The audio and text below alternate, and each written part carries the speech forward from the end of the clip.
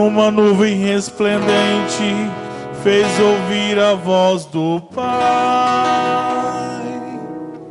Eis meu filho muito amado, escutai-o todos vós. Jesus Cristo, sois bendito, ungido de Deus Pai. Jesus Cristo, sois bendito, ungido de Deus Pai. Senhor esteja convosco. Ele está no meio de nós. Proclamação do Evangelho de Jesus Cristo segundo Lucas. Glória a vós, Senhor.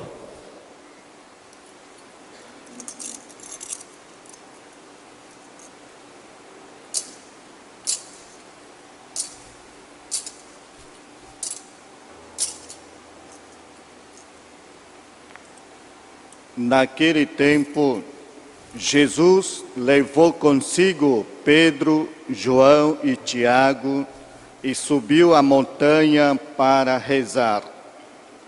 Enquanto rezava, seu rosto mudou de aparência e sua roupa ficou muito branca e brilhante. Eis que 2 homens estavam conversando com Jesus. Eram Moisés e Elias. Eles apareceram revestidos de glória e conversavam sobre a morte que Jesus iria sofrer em Jerusalém. Pedro e os companheiros estavam com muito sono.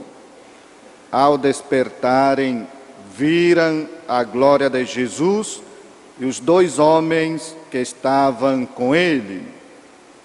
E quando estes homens se iam afastando, Pedro disse a Jesus: Mestre, é bom estarmos aqui. Vamos fazer 3 tendas, uma para ti, outra para Moisés e outra para Elias. Pedro não sabia o que estava dizendo. Ele estava ainda falando quando apareceu uma nuvem que os cobriu com sua sombra. Os discípulos ficaram com medo ao entrarem dentro das nuvens.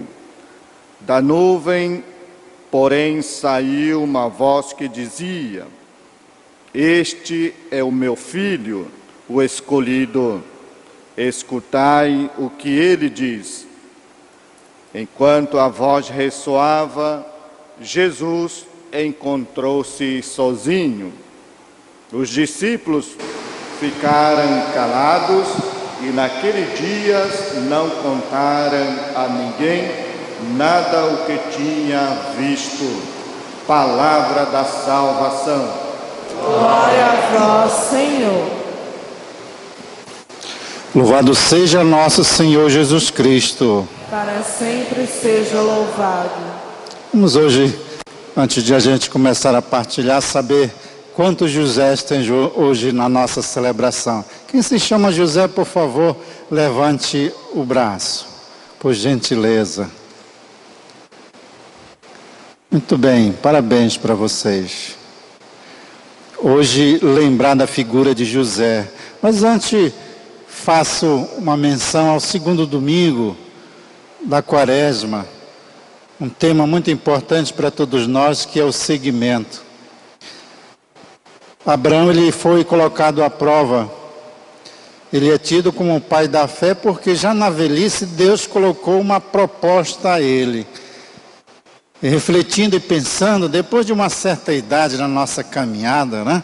Depois que chega a maturidade, para muitos a perspectiva, projetos, às vezes quase que não são mais o alvo, porque já ultrapassou, né? Já acha que não existe mais perspectiva de realização. Mas como era Deus que estava propondo a ele, ele aceitou. aceitou em meio a dificuldades e dúvidas. Mas mesmo assim, Deus o escolhe para ser o pai da fé, que vai conduzir o seu povo. Fica também para todos nós, né? Muitas vezes, quando nós cometemos as nossas fraquezas, nos deixamos conduzir pelas nossas fraquezas, nós nos sentimos inúteis diante de Deus. Até nos afastamos dele. Mas não é assim. Abraão se sentia em um certo momento da vida com essa atitude, né? Velho, sem projeto ser realizado, e com as bênçãos de Deus ele conseguiu. Um outro pensamento que nos vem da segunda leitura: sede meus imitadores, porque alguns estão vivendo segundo a carne, não segundo o Espírito. O que é viver segundo a carne? Viver prazerosamente, como se tudo terminasse no dia da minha morte, sem perspectiva de uma vida futura, a vida eterna. Então isso é viver segundo a carne. Viver segundo o Espírito significa viver segundo as leis de Deus. Que essa vida é uma preparação para uma vida eterna, onde não terá fim, mais preocupações. Então, esse apelo que a leitura de hoje nos faz, o Evangelho, cabe também a todos nós, não é? Às vezes eu sempre tenho dito para muitas pessoas que às vezes o sofrimento que nós temos não é porque você está sendo castigado, meu irmão, minha irmã. Muitas vezes são provações de Deus. Ontem eu falava, digo, quando acontece isso, nós temos que lembrar Jesus no caminho do Calvário. Para ele chegar à sua glória, ele passou pelo Calvário. Muitas vezes, para nós alcançarmos uma graça, uma estabilidade, nós passamos por esse caminho desafiador de provação, de desistência, de dúvida. Por isso que Jesus ele começa dizendo: sejam meus imitadores. Imitar coisa boa. Lembrar, né, de Deus nesses momentos de dificuldade que nós temos. Talvez aquela dificuldade superando, com certeza à frente está a recompensa. E muitas vezes nós não conseguimos, porque falta de apoio, né? Esse apoio que às vezes eu digo que é a fé, que é a perseverança, que é a constância, né? A persistência. E às vezes nós desistimos logo. Por quê? Porque muitas vezes nos falta a fé, né? E lembrar para todos nós hoje a festa de São José, a figura de José, homem que falou poucas palavras, não é? A igreja, ela prezou mais a atitude de José, homem do silêncio, homem da fidelidade, homem do compromisso. Ele é patrono das famílias pela virtude da fidelidade. E ele foi atento à voz de Deus. Vocês estão muito bem lembrados que quando ficou sabendo que Maria estava grávida, a atitude dele foi de fugir, de se esconder, porque ela estava prometida a ele, mas o acontecido aconteceu não por vontade dele, da gravidez, e ele quis. Aquele diálogo do anjo fez com que ele atendesse o apelo de Deus. Colaborador também no plano da salvação. Então José, para nós hoje, deve trazer essa reflexão para nós. Eu conheço tantas famílias, pais, mães, sofrendo calado, mas com uma fé baseada em Deus. Então, quantas pessoas hoje olham para José como aquela pessoa fiel, prudente, zeloso, amoroso. Porque se ele não tivesse amor, ele não teria acolhido Maria e depois, com o nascimento de Jesus, também tinha ignorado. Mas em todos os momentos da perseguição, da inquietação, desafio, Deus estava presente na vida dele. Então cabe a todos nós hoje, eu sei que muitos de vocês hoje estão nessa celebração, por admirar José por essas virtudes. E quando nós admiramos alguém, nós queremos imitá-los.